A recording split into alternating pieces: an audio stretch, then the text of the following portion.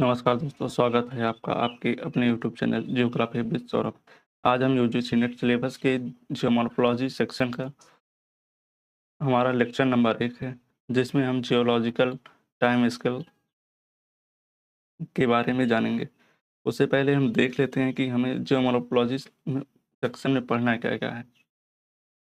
तो geomorphology section में पहला हमारा भूवैज्ञानिक समय मापनी, पृथ्वी की उत्पत्ति के सिद्धांत, पृथ्वी की आंतरिक संरचना, भू-आकृति विज्ञान एवं संकल्पनाएँ, स्थल रूपों के विकास के सिद्धांत, महाद्वीप एवं महासागर की उत्पत्ति, भू संतुलन सिद्धांत, भू संचलन तथा तद्जनित स्थलाकृति, पर्वत निर्माण के सिद्धांत, ढाल विश्लेषण, अपक्षय एवं अपरदन, अपवाह प्रतिरूप, ज्वालामुखी स्थलाकृतियाँ, जलीय भू आकार की, भूमिगत जल द्वारा निर्मित स्थलाकृतियाँ, तटीय भू आकार की, पवन के कार्य एवं निर्मित भू आकार की, हिमानीकृत भू आकार की, सागरीय जल से निर्मित भू आकार की। अब हम आते हैं अपने टॉपिक पे। भूवैज्ञानिक समय मापनी, जियोलॉजिकल टाइम स्केल।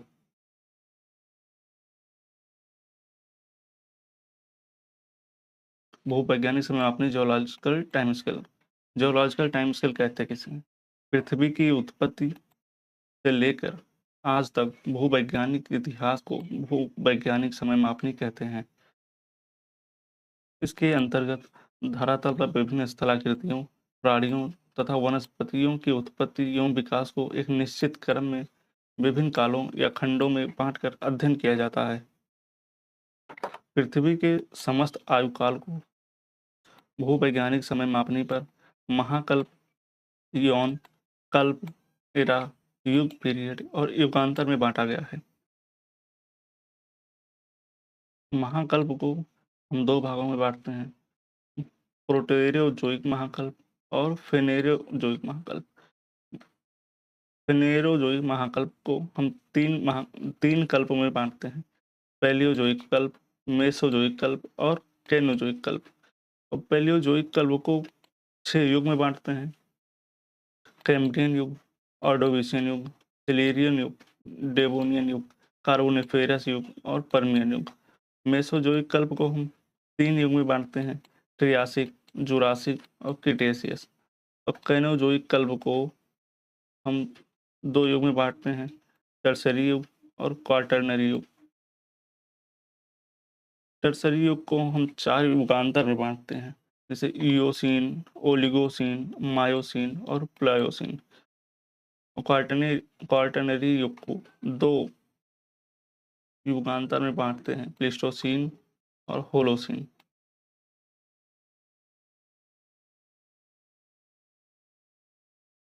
प्रोटेरोजोइक महाकल्प, यह 2 महाकल्पों में से एक है, जिसे क्रिप्टोजोइक महाकल्प या आद्य महाकल्प भी कहा जाता है।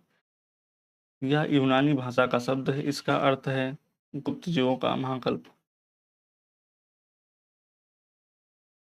इस महाकल्प में जैव दशाओं के विकास हेतु अनुकूल परिवेश नहीं मिला।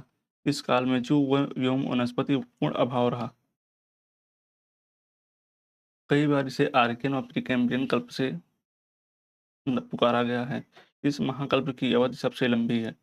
भूपटल की विभिन्न शैलें इसी काल में बनी, जिनमें ग्रेनाइट और नीज प्रमुख है। संयुक्त राज्य अमेरिका एवं मोनिटोबा प्रांत, भारत में बंगाल, बुंदेलखंड, धारवाड़ या कुडप्पा व विंध्य क्रम की जो चट्टानें हैं, इसी काल की चट्टानें हैं। फेनेरोजोइक फेनेरोजोइक मूल रूप से यूनानी भाषा का शब्द है, जिसका अर्थ है दृश्य रूपी जीव। इसे पुराजीवी महाकल्प भी कहते हैं, जो इसका एक उपभाग है। फेनेरोजोइक महाकल्प की शुरुआत आज से 60 करोड़ वर्ष पूर्व मानी जाती है। पहली बार जीव एवं घास जैसी वनस्पति प्रकट हुई। शैलों में मुख्यतः लाइमस्टोन, सैंडस्टोन तथा स्लेट निर्मित हुई। इस महाकल्प को 3 कल्पों में बांटा गया।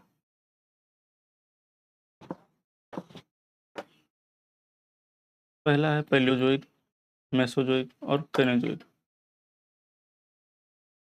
पैलियोजोइक, इसे हम पुराजीवी कल्प भी कहते हैं। इस कल्प की अवधि 60 करोड़ वर्ष पूर्व तक मानी जाती है। इस कल्प को पुनः 6 युगों में विभक्त किया जाता है। इसे हम कैम्ब्रियन युग, ऑर्डोविशियन युग, सिल्यूरियन युग और डोवेनियन युग तथा कार्बोनिफेरस युग, पर्मियन युग भी कहते हैं। कैम्ब्रियन युग को देखें तो यह पुराजीवी कल्प का प्रारंभिक काल है। इसकी अवधि 10 करोड़ वर्ष मानी जाती है। इस काल में भूवैज्ञानिक इतिहास में प्रथम बार स्थलीय भागों पर अतिक्रमण हुआ था। इसके परिणाम स्वरूप अवसादी चट्टानों का निर्माण हुआ, जैसे लाइमस्टोन, सैंड स्टोन आदि। इन चट्टानों में रीढ़ विहीन बहुत ही निम्न श्रेणी के जीवाश्म पाए जाते हैं।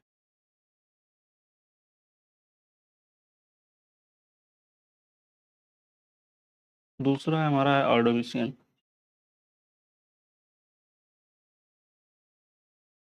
इस काल में पृथ्वी की समुद्री भाग स्थलीय भागों का विस्तार करते रहे। अधिकांश महाद्वीप जलमग्न हो गए। इसी इसी काल में अनेक ज्वालामुखी विस्फोट हो गए। इसी समय उत्तर पश्चिमी यूरोप तथा उत्तर अमेरिका में सीमित पर्वतीय रचनाएं भी हुई। अपलेशियन पर्वतमाला उसमें से एक है। तीसरा हमारा सिल्यूरियन युग। इस युग में रीढ़ की हड्डी वाले जीवों का उदय हुआ, अतः इसे रीढ़ की हड्डी वाले जीवों का काल भी कहा जाता है। समुद्रों में मछलियों तथा स्थल पर बिना पत्तियों वाली वनस्पति उत्पन्न हुई। समुद्रों में परवाल का विकास हुआ। कैलिडोनियन संचलन के कारण विस्तृत श्रेणियों का निर्माण हुआ। स्कैंडिनेविया, स्कॉटलैंड की पावत पर्वत श्रेणियां इसी काल में हैं। चौथा हमारा है डेवोनियन युग। इस काल में समुद्रों में बड़ी मछलियां उत्पन्न होने के कारण इसे मत्स्य युग भी कहा जाता है। कैलिडोनियन संचलन की प्रधानता के कारण पर्वतों की ऊंचाई बढ़ी है। लाइमस्टोन तथा सैंडस्टोन चट्टानों का निर्माण हुआ। डेवोनियन युग के अंत में महाद्वीप भागों का अवतरण भी हुआ। कार्बोनिफेरस युग को देखें तो इस युग में पृथ्वी की जलवायु अत्यंत उष्ण एवं आर्द्र थी। इसके कारण सघन वनों की उत्पत्ति हुई, किंतु भूपटल की उथल पुथल व अवतरण के कारण जलमग्न हो गए। इन अवसादों के जमाव, ऊपरी दबाव, पृथ्वी की भीतरी गर्मी एवं रासायनिक परिवर्तनों के कारण कालांतर में ये वन कोयले में बदल गए। विस्तृत पैमाने पर कोयले की परतें बनने के कारण इस युग को कोयला युग भी कहा जाता है। हमारा पर्मियन युग। इस काल में जल स्थलचरी जीवों का काफी विकास हुआ। रेंगने वाले जीवों की भी उत्पत्ति हुई।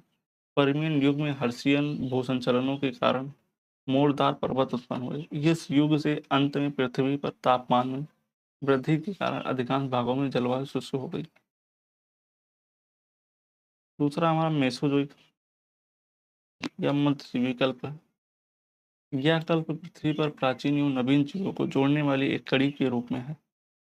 पुराजीवी कल्प के जो रेंगने वाले जीव बढ़ गए थे, वे इस काल में स्थल व जल में फैल गए। इस कल्प में विशालकाय व भयानक जीवों का उद्भव हुआ। कल्प को पुनः 3 युगों में विभक्त किया जाता है, जिसे हम ट्रियासिक युग, जुरासिक युग और क्रिटेशियस युग भी कहते हैं। तो हमारा पहला है ट्रियासिक युग। ट्रियासिक युग में देखें तो पृथ्वी पर शुष्क जलवायु हो जाने के कारण इस काल में अधिकांश जीवों का विनाश हो गया।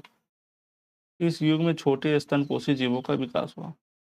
गोंडवाना, जो कि एक संयुक्त भूखंड के रूप में स्थित था, इस युग में इस युग के अंत में विखंडित होकर ऑस्ट्रेलिया, दक्षिण भारत, अफ्रीका और दक्षिण अमेरिका के 3 खंडों में बट गया।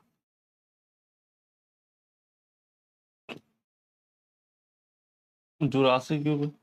अधिकांश भागों में अब भी उष्ण एवं शुष्क जलवायु थी। अस- स्तनपोषी जीवों का प्रसार जल, स्थल एवं नभ अथवा सभी जगह हो गया। इनमें से कुछ प्राणी तो हाथी व गैंडे के समान विशालकाय थे। इसी काल में निमादा एवं लारेमाइट भूसंचलन हुए। भारत में राजमहल एवं तिलहट की पहाड़ियों का निर्माण हुआ।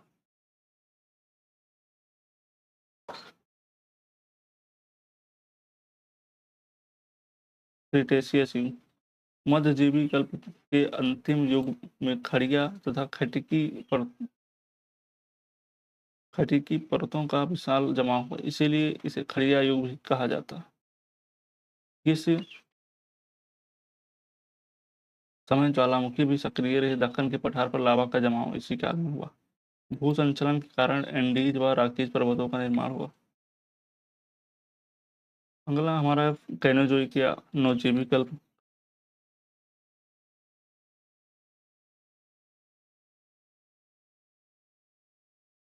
पृथ्वी के इतिहास का यह अंतिम कल्प है।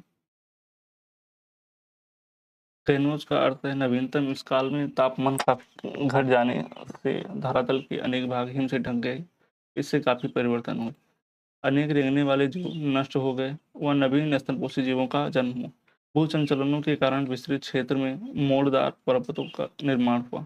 इस कल्प को दो युगों में बांटते हैं, टर्सरी युग, क्वाटरनरी युग। टर्सरी युग को पुनः 4 युगांतर में विभक्त किया गया है, जिसमें से पहला इयोसीन, दूसरा ओलिगोसीन, मायोसीन और प्लायोसीन।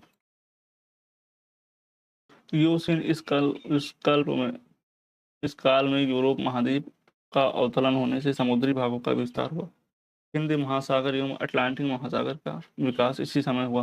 विशालकाय जीव इस समय लुप्त हो गए, किंतु टिकाऊ और व्हेल जैसी बड़ी मछलियां इस काल में मौजूद थी। स्थल पर हाथी, घोड़ा, गैंडा आदि अनेक स्तनपोषी जीव विकसित हुए।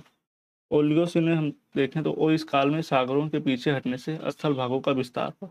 टेथिस सागर से यूरोप में आल्प्स पर्वतों का के निर्माण का समय था। विस्तृत क्षेत्र में घास उगने के कारण शाकाहारी स्तनपोषी जीवों का विकास हुआ। मनुष्य के रूप में वानर का विकास इसी युगांतर में हुआ। मायोसीन में देखते हैं, या पृथ्वी पर नवीन मोर्टार पर्वतों के निर्माण का समय था। हिमालय भी उनमें से एक है। भूमध्य सागर में वर्तमान स्वरूप प्राप्त किया। अनेक भागों में ज्वालामुखी क्रिया भी सक्रिय रही। अनेक जलीय जीव भी उत्पन्न हुए। जलवायु दशाओं में भिन्नता के कारण विविध प्रकार की वनस्पतियों का विकास हुआ। प्लायोसीन देखते हैं। प्लायोसीन इस काल में सागरों, महासागरों और महाद्वीपों का वर्तमान स्वरूप निश्चित हुआ। समुद्री वनस्पति एवं जीवों का वर्तमान स्वरूप विकसित हुआ। मायोसीन काल के पर्वत धीरे धीरे बढ़ते रहे। हिमालय के अंतिम उत्थान के रूप में शिवालिक श्रेणी की निर्मित हुई। जलवायु लगभग आज के समान ही थी। क्वाटरनरी युग को यह पृथ्वी का नवीनतम युग है। इस युग में अधिकांश भाग हिमाच्छादित हुए। मनुष्य, वनस्पति एवं पशुओं का पूर्ण विकास हुआ। इसे हम 2 युगांतर में बांटा जाता है, प्लेस्टोसीन और होलोसीन। प्लेस्टोसीन काल में भूपटल के विस्तृत भाग पर हिमावरण के कारण इसे महान हिमकाल भी कहते हैं। पृथ्वी पर 4 बार हिमयुग आए। धरातल पर अनेक हिमानीकृत स्थलाकृति बनी। मानव प्रजातियों का विकास इसी युगांतर में हुआ। होलोसीन आज से लगभग 10,000 वर्ष पूर्व प्रारंभ हुआ। होलोसीन युगांतर वर्तमान तक चल रहा है। इसी काल में एशिया व अफ्रीका के विशाल मरुस्थलों की भी उत्पत्ति।